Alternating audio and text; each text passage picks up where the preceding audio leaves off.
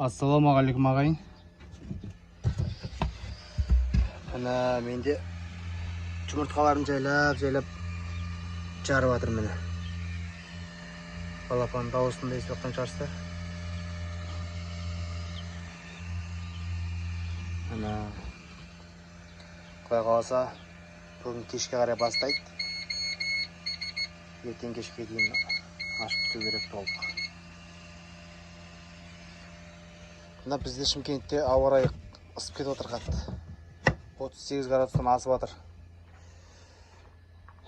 Мен мына сарайымда енді кондер жоқ. Мына жердің барлығына су сеуіп жатырмын. Суда былшылдатып аямай себем. Салқындатып, басқа амал жоқ енді. Соның арқасында әйтеуір үйтіп ашып жатырмыз. Ыстық күнде негізі онша шықпайды, бірақ енді қазірдің өзінде бір 70% дейма жарып тұр. Құдай қаласа нәтижесін көреміз.